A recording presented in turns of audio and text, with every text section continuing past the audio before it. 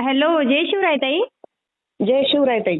हो ताई, आता तुम्ही मराठा आरक्षणामध्ये सहभाग घेतलेला आहे आणि महत्वाचं म्हणजे तुम्ही त्यामध्ये आत्ताही सक्रिय आहात आणि हो. तुमचं जे कुळ आहे ते भोसलेंचं आहे. म्हणजे हो. तुमचा एक इतिहास पण आहे आणि हो. तुम्ही आता समाजसेवा पण करता, या अगोदर पण केलेली आहे. परंतु हो. तुम्ही सध्या जी समाजसेवा करता करता आता उमेदवारी घेण्याचा निर्णय घेतलाय. मग याचं कारण काय? ताई, सर्वप्रथम सर्वांना जय जिजाऊ जय शिवराय. हो, जय शिवराय. मराठा आरक्षण ही काळाची गरज होती ताई. हो, बरोबर. आणि बऱ्याचशा मराठवाड्यामध्ये मुलांनी आत्महत्या केली आहे आणि कुठेतरी अन्याय होत होता मराठा समाजावरती. हो, बरोबर. तर ही एक आमची नैतिक जबाबदारी म्हणून, आणि मी काही फार मोठं काम केलेलं नाही, खारीचा वाटा उचलला आहे.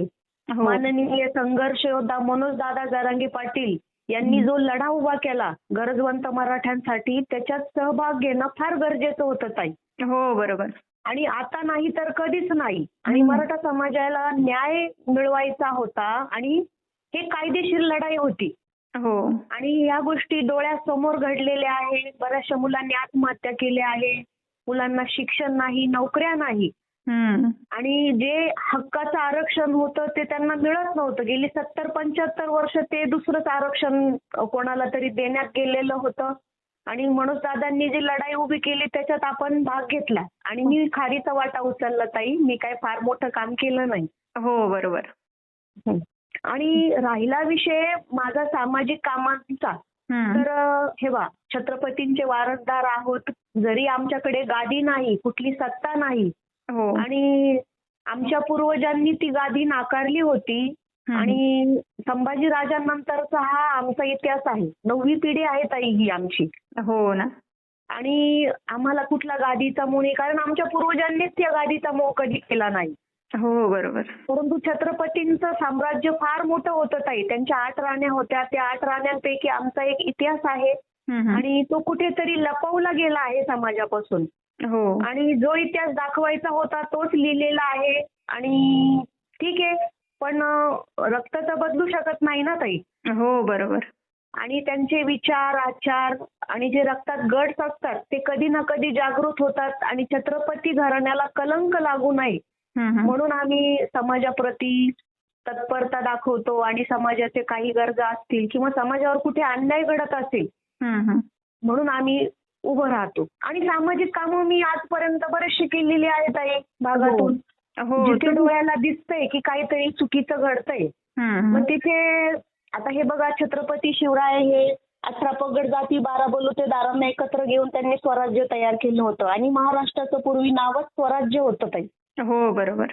आणि मग आपण कसं कुठे मागे राहायचं ताई. मग सामाजिक कामं मी गेल्या 5 ते 6 वर्षापासून करते ताई. जसं रस्ते, लाईट, पाणी असो, अगदी महिला सुरक्षणाच्या आणि शस्त्र आणि शास्त्र ह्या 2 गोष्टी शिकवण्याची फार गरज होती. हो, बरोबर. आता ठीक आहे बा, युग बदललं, टेक्निकल युग आलेलं आहे. परंतु काही गोष्टी अशा आहे की त्या संस्कृतीला धरूनच केल्या पाहिजे ताई. आणि संस्कृती शिकवणं, जसे शाळांमध्ये जाऊन आपले जे धार्मिक ग्रंथ आहे ते शिकवणं, मर्दानी खेळ, जसं की आता ह्या माता भगिनी आपल्या सुरक्षित नाहीये, कुठे ना कुठे अन्याय घडतो आहे आणि सरकार हे हतबल झालेलं आहे. त्याच्यामुळे आपण ते मुलींना शस्त्र आणि शास्त्र ह्या दोन्ही गोष्टी शाळेमार्फत शिकवावे. त्यासाठी आपण झेडपी आणि नगरपालिका ह्या ठिकाणी आपण बरे निवेदन दिले, पाठपुरावे केले. आणि राहिला विषय प्रभागातला, तर प्रभागातून मी पाण्याची व्यवस्था असो किंवा रस्त्याची असो, आता गेली मागे 2 वर्षापूर्वी मी आंदोलन छेडलेलं होतं.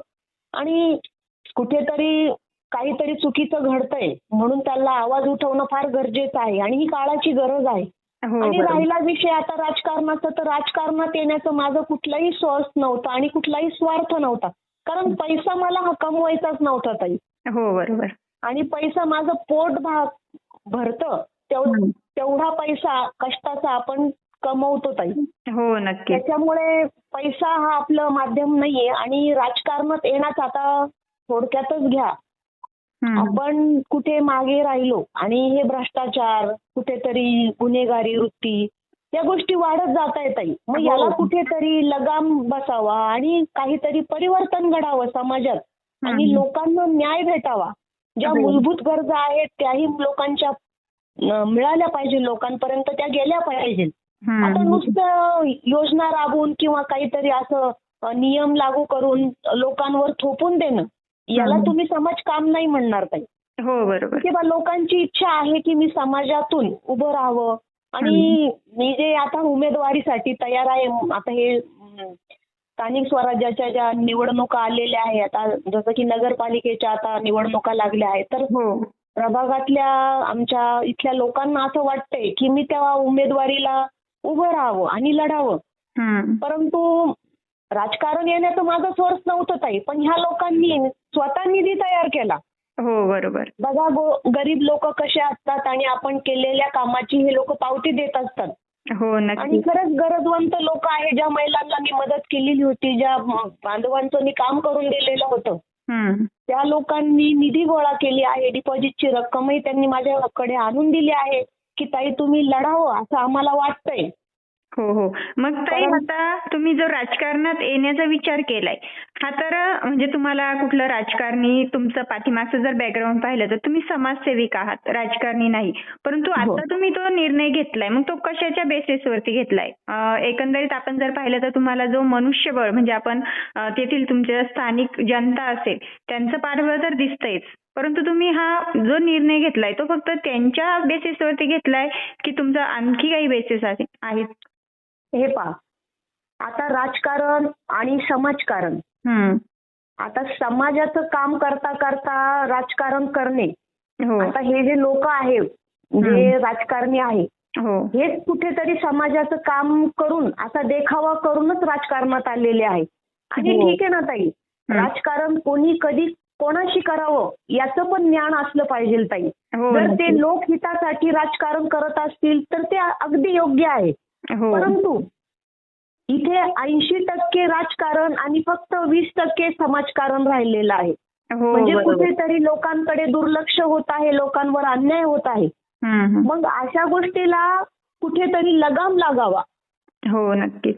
त्याच्यामुळे आम्ही लोकांच्या आग्रहास्तव लोकांनी जो निधी उभा केला आमच्यासाठी, कसं आहे माहिती का ताई, आधी लोक छत्रपती शिवराय कधी पण रयतेचा विचार करायचे ताई, त्यांनी कधी स्वतःचा विचार केला नाही. कधी त्यांना असंही वाटलं नाही की आपल्याला छत्रपती ही पदवी मिळावी किंवा आपण राजे बनावं. राजांनी सगळ्यांचा विचार करून आज त्या रयतेने त्यांना छत्रपतीची पदवी दिलेली होती ताई. हो बरोबर. स्वतः राजे नव्हते बनलेले ताई. मग इथे लोक जर आपल्याला सपोर्ट करता आहेत आणि लोक म्हणता आहेत की ताई तुम्ही उभ्या राहा, म्हणून ताई मी उभी राहत आहे. आणि राजकारण हा माझा कुठे विषयच नव्हता. परंतु डोळ्याला जी परिस्थिती दिसत आहे तिथे मला कुठेतरी असं वाटतंय की आपण लोकांसाठी काहीतरी करायला हवं ताई. हो नक्कीच. त्यामुळेच मी हा निर्णय घेतला ताई. हो, तुम्ही जो निर्णय घेतलाय तो अगदी योग्य आहे.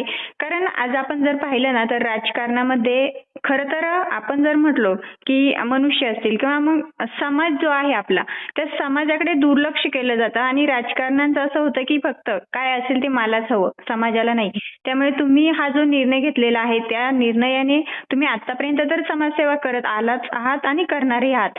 परंतु त्याला कुठेतरी पाठबळ तुम्हाला भेटेल जर तुम्ही आता हा जो निर्णय घेतलेला आहे त्या निर्णयामुळे. त्यामुळे तुमचा निर्णय जो आहे तो अगदी योग्य आहे आणि तुमची जे तेथील जो समाज आहे तो तुम्हाला भरभरून प्रतिसाद देखील देईल आणि तुमचं जे कर्तव्य आहे ते तुम्ही नेहमीच असंच जसं की इथून मागे पार पाडलं तसंच पुढेही पार पाडाल. धन्यवाद ताई. हो ओके, धन्यवाद ताई. आणि तुम्ही जो निर्णय घेतलेला आहे त्याबद्दल तुम्हाला शुभेच्छा पण. धन्यवाद.